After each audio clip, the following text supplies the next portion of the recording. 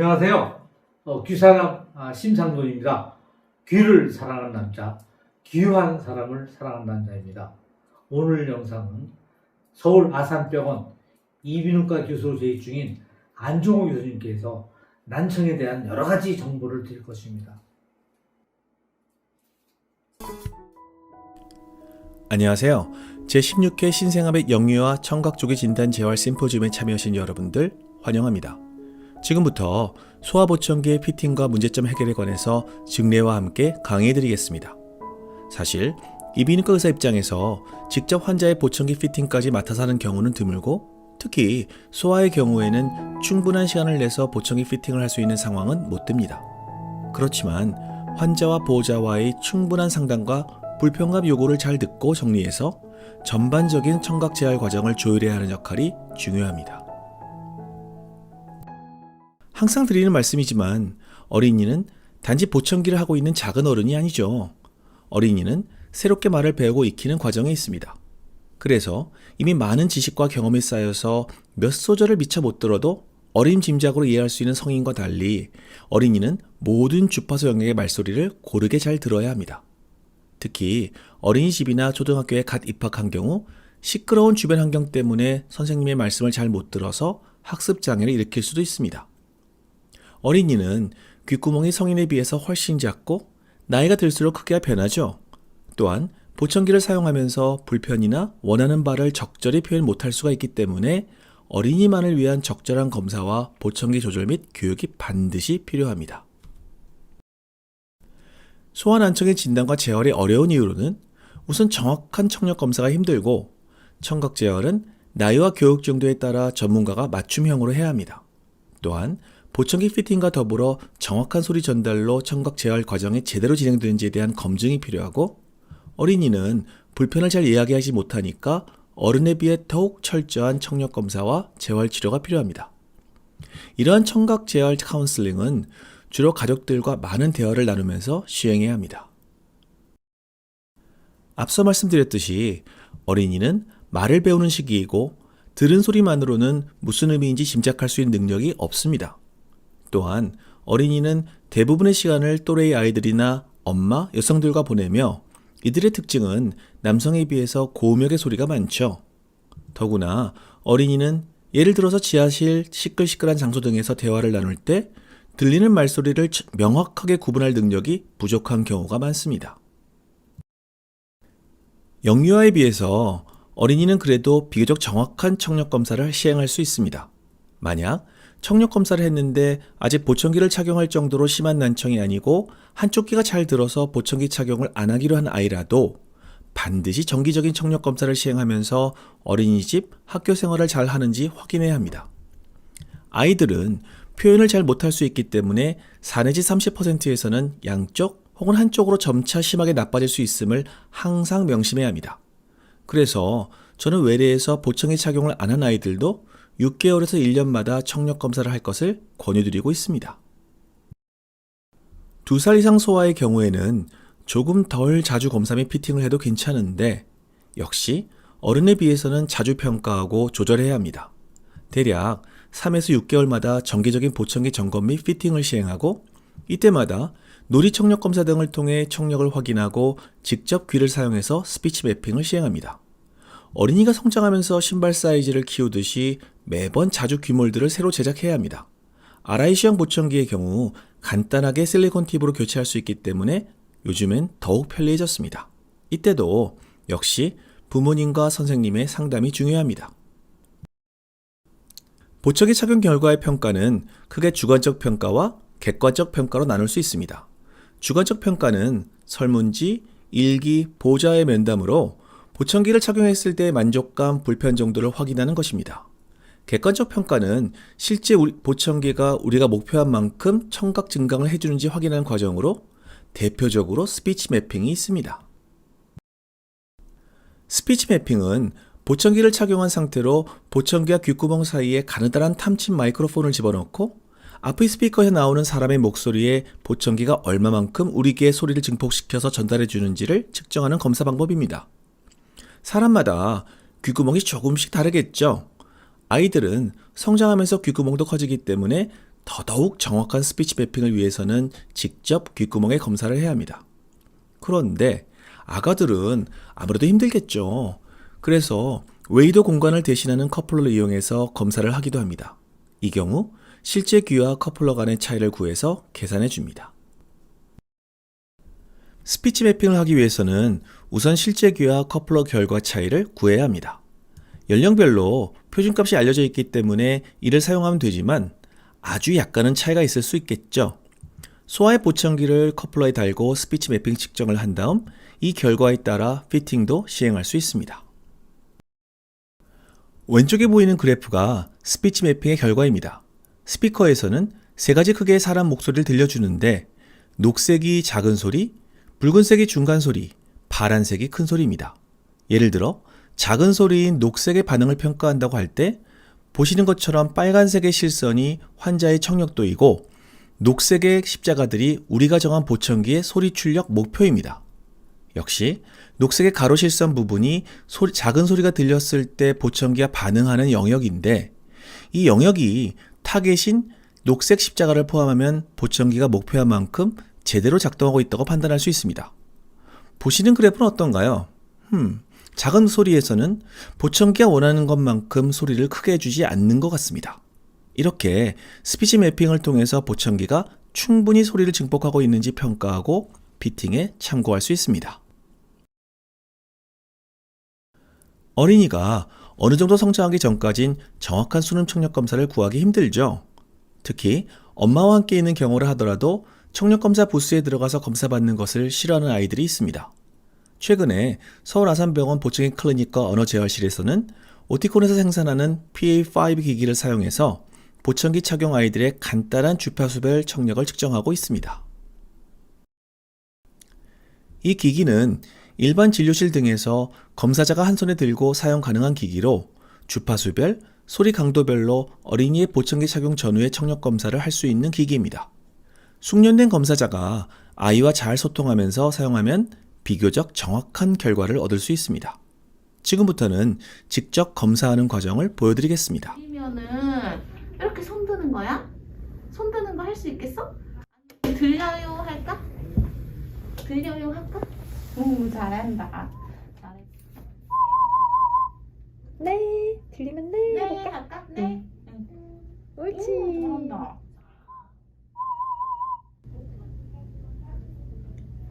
들려요? 들렸어요? 들려? 뭐야? 들렸어?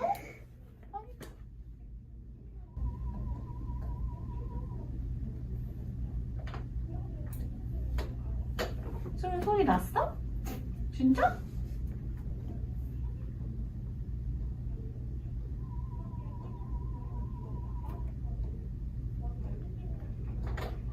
똑같이 듣는 것 같은데?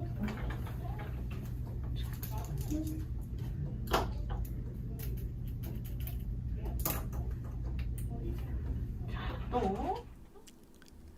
지금부터는 간단하게 소아보청기 착용 후 검증 및 피팅에 대해서 제 환자들의 증례를 중심으로 강의해드리겠습니다. 지금부터 보여드리는 증례는 환자의 개인정보 보호를 위해 이름과 생년월일, 외래 방문 일자들을 변경하였습니다. 첫 번째는 일직성 전노 환자의 경과 관찰 및 보청기 착용에 관한 증례입니다. 환자는 2009년 9월 출생으로 출생 직후 자동화 청성 뇌관 반응 검사에서 양측 귀에 의뢰가 되었습니다. 진료 당시 환아의 양쪽 고막은 정상이었으며 2009년 6월 청성 뇌관 유발 반응 검사에서 오른쪽 55dB, 왼쪽 10dB, 그리고 청성 지속형 반응 검사에서 오른쪽 95dB, 왼쪽 33dB의 청력 역치를 보였습니다. 우선 왼쪽 귀가 정상이었고 오른쪽 귀는 일반적인 보청기를 사용하기에는 너무 청력이 나쁘기 때문에 일단 경과 관찰을 하기로 했습니다. 2012년 7월 청성뇌관 유발 반응 검사에서 오른쪽 90dB에서 반응이 없고 왼쪽 15dB 청력 역치를 보였습니다. 말을 조금 하지만 또래에 비해서는 잘 못하고 현재 언어 치료를 받고 있다고 하였습니다. 혹시 뇌이기형 등의 이상을 확인하기 위해서 측도골 CT와 MRI 촬영을 하였으나 모두 정상이었습니다. 2013년 8월 수능 청력 검사에서 왼쪽 14dB의 청력 역치를 보였는데 1년 뒤인 2014년 11월에는 37dB로 청력이 다소 악화되었습니다. 그래서 이후 경과 관찰 중 청력 저하가 더 진행할 경우 마이크로스 보청기를 착용하기로 하였습니다. 2015년 3월 청성뇌관 유발 반응 검사에서 오른쪽 전농, 왼쪽 40dB의 청력 역치를 보였습니다. 2016년 1월 수능 청력 검사에서 오른쪽 전농, 왼쪽 34dB의 청력 역치로 초등학교 입학 때 자리 배치를 위한 소견서를 작성하였습니다.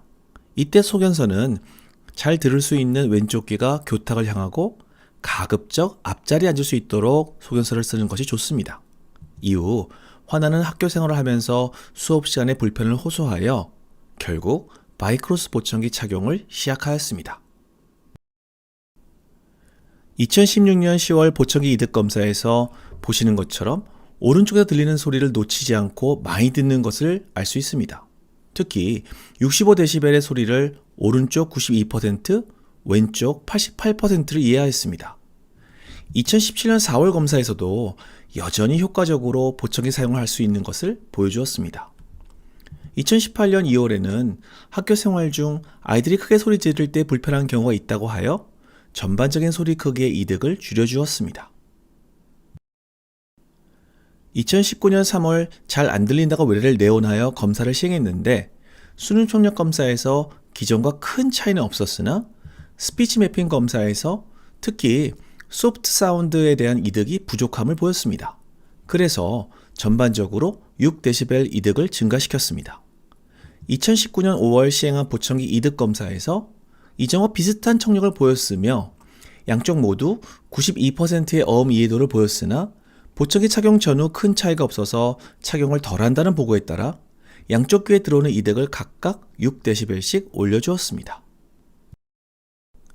2020년 12월 수능 청력 검사에서 오른쪽 113, 왼쪽 38dB로 청력 변화가 없었으며 보청기에 대해서 어느 정도 만족한다고 반응하였습니다. 그런데 몇 달 뒤 2020년 1월 보청기 소리가 잘 안 들린다고 외래를 방문하여 시행한 수능 청력 검사에서 왼쪽 청력이 59dB로 저하되어 원인은 알 수 없으나 돌발성 난청에 준해서 전신 스테로이드를 시작하였습니다. 2달 정도 지난 시점의 수능 청력 검사에서 다소 좋아진 듯 보이긴 하지만 이전 청력이 38dB인데 반해서 여전히 난청이 지속되고 있습니다. 결국 2020년 4월 수능 청력 검사에서 오른쪽 115dB, 왼쪽 53dB로 더 이상의 청력 호전이 없었습니다. 그래서 어쩔 수 없이 편하게 듣게 하기 위해 보청기의 이득을 증가시켰으며 치료 후 6개월 경과 시점에 여전히 청력이 나쁜 경우 6급 장애죠. 청각장애 진단서를 작성하기로 하였습니다. 다음 케이스는 양쪽 난청 환아의 예입니다. 환아는 2016년 4월생으로 출생 후 신생아 난청 손별 검사에서 양쪽 의뢰로 본원에 내원하였습니다. 2016년 7월 청성뇌관 유발 반응 검사에서 양쪽 40dB 난청을 보였으며 이후 2017년 6월 검사 역시 양쪽의 45dB 난청을 보였습니다. 그래서 정상적인 청각 저하를 위해서 양쪽 보청기를 착용하기로 하였으며 방향성 마이크로폰은 옴니 디렉셔널로 세팅하였습니다. 2017년 6월 스피치 매핑 검사는 비교적 양호한 이득을 보여주었으나 아직은 주파수별 청력을 반영한 보청기 세팅은 아니었습니다. 그래서 2018년 1월 청성 지속형 반응 검사를 통해 양쪽 37dB 청력 역치로 주파수별 역치에 따라 보청기를 피팅하였습니다. 이후 2018년 5월에는 보청기를 만족스럽게 잘 사용하고 있다는 보호자의 보고에 따라 특별한 피팅을 추가하지 않았습니다. 2018년 8월에는 양쪽 귀의 고음역대 이득을 각각 3dB씩 올려주었으며 2019년 2월 스피치 매핑 검사에서는 검사 결과에 따라 왼쪽, 특히 큰 소리에 대한 이득을 약간 줄여주고 리몰딩을 시행하였습니다. 세 번째 케이스는 양쪽 삼출성 GM을 가진 난청 환아의 증례입니다. 환아는 2015년 2월생으로 9개월을 가졌으며 엄마가 난청이 있다고 보고하였습니다. 환아 역시 출생 당시 시행한 신생아 난청 선별 검사에서 양쪽 귀의 의뢰소견이었습니다. 2015년 9월 청성뇌관 유발 반응 검사에서 오른쪽 70dB, 왼쪽 65dB의 청력 역치를 보였으며 양쪽 고막은 삼출성 중이염으로 진단하였습니다. 그래서 같은 해 10월 양쪽 중위 환기관 삽입술을 시행하였고 이후 정상 고막이 되었을 때 청력 검사를 다시 시행하여 보청기 착용 여부를 결정하기로 하였습니다. 안타깝게도 중이염이 좋아졌어도 뚜렷한 청력 호전은 없었습니다. 2016년 3월 청성뇌관 유발 반응 검사에서 오른쪽 60dB, 왼쪽 70dB로 양쪽 보청기 착용을 시작했습니다. 그렇지만 2017년 9월 의무 기록을 보면 환자는 생각보다 보청기 사용을 잘 안 하고 그 결과 언어 발달이 느리다고 부모가 보고하였습니다. 그럼에도 불구하고 보청기 피팅을 통해 열심히 보청기를 사용할 것을 권유드렸습니다. 2017년 11월 청성뇌관 유발 반응 검사는 이전과 비슷하게 오른쪽 65dB, 왼쪽 60dB이었습니다. 반면에 청성 지속형 반응 검사는 의외로 오른쪽 35dB, 왼쪽 24dB로 두 검사들 간의 차이가 심하게 나타났습니다. 워낙 중고도 난청의 청력은 청성뇌관 유발 반응 검사가 더 잘 반영한다고 알려져 있고 부모님의 보청기 사용 관련 보고 및 환자와의 상담을 통해 보청기의 이득은 청성뇌관 유발 반응 검사 결과에 맞추어 진행하기로 하였습니다. 이후 다음 해인 2018년 1월 방문 시에는 전반적인 이득을 약간 낮추고 편안해졌다고 보고하였습니다. 앞으로도 지속적인 보청기 이득 조절이 필요할 것으로 생각합니다. 지금까지의 강의 내용을 요약해드리겠습니다. 어린이는 어느 정도 성장하기 전까지는 정확한 청력 검사가 어렵고 검사를 한다고 해도 정확하지 않을 수 있다는 가능성을 항상 생각하실 것을 권유드립니다. 그렇기 때문에 특히 어린이와 시간을 많이 보내는 부모와 어린이집 선생님들의 보고나 의견이 중요합니다. 무엇보다 귀의 이물감을 느끼고 가렵거나 불편할 수 있습니다. 그렇기 때문에 어린이가 보청기 착용이나 과도한 보청기 소리 등에 불편하지 않도록 주의해야 합니다. 어린이는 말을 배우고 지적 성장을 해야 하는 시기입니다. 지속적인 관심과 정확한 보청기 피팅이 무엇보다 중요합니다. 지금까지 긴 시간 동안 강의 들으시느라고 고생하셨습니다. 감사합니다. 건강하고 즐거운 하루 되세요. 할아버지는 정말 답답해. 뭐? 통 안 들려? 소리가 안 들리면 가족과의 대화도 단절됩니다. 시원하게 잘 들리는 스타키 보청기. 할아버지! 수인서가 할아버지 스타키 했다. 시원한 소리 스타키 보청기.